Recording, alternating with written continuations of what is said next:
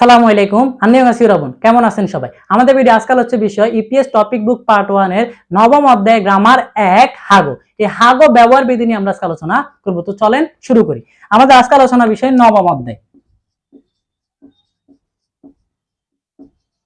নবম অধ্যায়ের গ্রামার 1।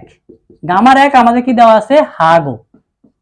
কি দেওয়া আছে? হাগো। তো হাগো যদি আমরা অর্থগতভাবে হিসাব করি, হাগো অর্থ এবং অথবা সাথে, এবং অথবা সাথে। এই হাগোটা সাধারণত কার সাথে বসে? নাউনের সাথে বসে। হাগোটা কার সাথে বসে? নাউনের সাথে বসে। হাগোটা নাউনের সাথে বসে কি অর্থ প্রকাশ করে? এবং অর্থ প্রকাশ করে এবং সাথে অর্থ প্রকাশ করে। এখন আমাদের বিষয় হলো যে এবং কখন প্রকাশ হয় আর সাথে কখন প্রকাশ হয়।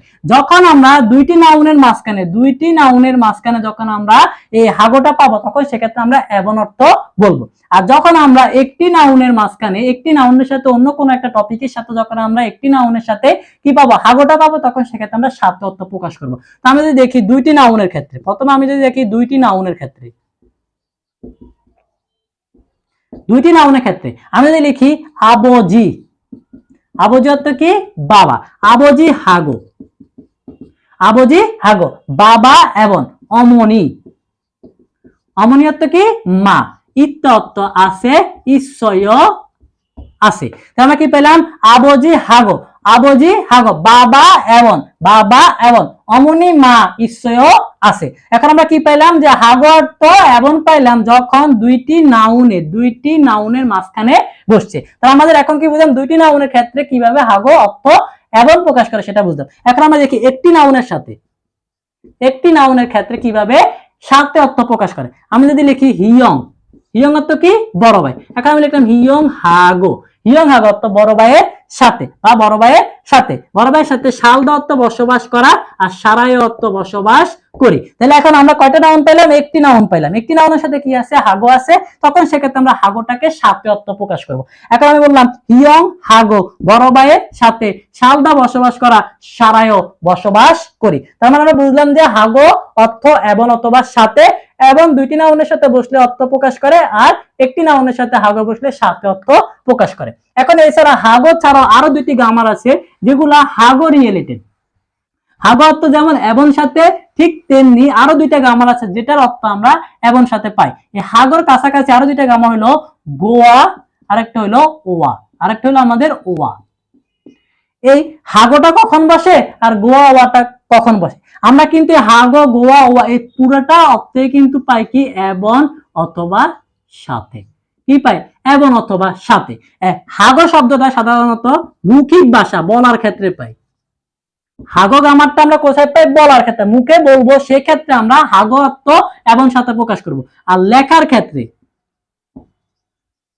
লিখার ক্ষেত্রে আমরা গোয়া অথবা ওয়া বসাবো। তার মানে কি বুঝলাম? হাগোটা নিচু ভাষা। হাগোটা কি ভাষা? নিচু ভাষা। আর গোয়া এবনটা কি ভাষা? উঁচু ভাষা। গোয়া এবনটা কি ভাষা? উঁচু ভাষা। এখন আমরা দেখি গোয়া কোথায় বসে আর ওয়া কোথায় বসে। গোয়া বাচ্চিম থাকলে বসে, ওয়া বাচ্চিম না থাকলে বসে। গোয়া কোথায় বসে? বাচ্চিম থাকলে বসে, আর ওয়া বাচ্চিম না থাকলে বসে। এখন আমাদের প্রশ্ন হচ্ছে বাচ্চিমটা কি? কোন শব্দের নিচে যে ব্যঞ্জন বর্ণটা থাকে তাকে বাচ্চিম বলে। তা আমরা যদি লিখি মূল গোয়া। মূল অর্থ কি? পানি। এখন কি আছে? মূলের সাথে কি আছে? বাচ্চিম আছে। তাহলে বাচ্চিমটাকে কি হবে? গোয়া হবে। বাচ্চিম থাকলে কি হবে? গোয়া হবে। তাহলে মূল গোয়া। পানির সাথে জুসু। জুস অর্থ কি? জুস। জুদা দেওয়া। জুসেও সম্মান দিয়ে বললে জুসেও দিন। তারপর আমরা কি পেলাম? মূল পানি। মূল অর্থ কি? পানি। পানির গোয়া অর্থ কি? সাথে। পানির সাথে জুস। জুসু জুস। জুসেও দিন। পানির সাথে জুস দিন। তাহলে এখন আমরা কি পেলাম? যখনই বাচ্চিম ছিল তখন সেক্ষেত্রে বাচ্চিমের সাথে নাউনের সাথে বাচ্চিম থাকলে সেক্ষেত্রে গোয়া বসবে, আর বাচ্চিম না থাকলে ওয়া বসবে। একই বাক্যে এই বাক্যটাকে আমি যখন আবার দেখালাম, তখন আমরা জুসুটাকে যদি আগে নিয়ে আসি, জুসু। এখন জুসুর সাথে কি বাচ্চিম আছে? বাচ্চিম না থাকলে কি হবে? ওয়া হবে। এখন আমি লিখলাম ওয়া। জুসু ওয়া। জুসুর সাথে মূলটাকে আমি এবার পরে নিয়ে যাই। মূল পানি জুসেও দিন। জুসেও দিন। তাহলে আমরা কি পেলাম? জুসু ওয়া। জুসের সাথে মূল পানি জুসেও দিন। বাচ্চিম না থাকলে ওয়া, বাচ্চিম থাকলে গোয়া। তাহলে আমরা আমাদের আজকে আলোচনায় নবম অধ্যায় গ্রামার 1 যেটা দেওয়া আছে হাগো। এই হাগোটা কোথায় বসে? নাউনের সাথে বসে। দুটি নাউনের ক্ষেত্রে কি বসে এবং অর্থ প্রকাশ করে, একটি নাউনের সাথে সাথে অর্থ প্রকাশ করে। তার পাশাপাশি যে দুইটা রিলেটেড গ্রামার আছে গোয়া এবং ওয়া, সেটাও কিন্তু এবং সাথে অর্থ প্রকাশ করে, একটা বাচ্চিন থাকলে বসে আর একটা বাচ্চিন না থাকলে বসে। হাগোটা বলার ক্ষেত্রে নিচু ভাষার ক্ষেত্রে বসে, আর গোয়া এবং ওয়া লিখার ক্ষেত্রে উঁচু ভাষার ক্ষেত্রে বসে, যেখানে আমরা কোনো স্পিচ দিই বা কোনো প্রেজেন্টেশন করি। তো আজকে ভিডিও পর্যন্ত, ইনশাআল্লাহ পরবর্তী ভিডিওতে আমরা নতুন কোনো টপিক নিয়ে আসবো। আসসালামু আলাইকুম, আল্লাহ হাফেজ।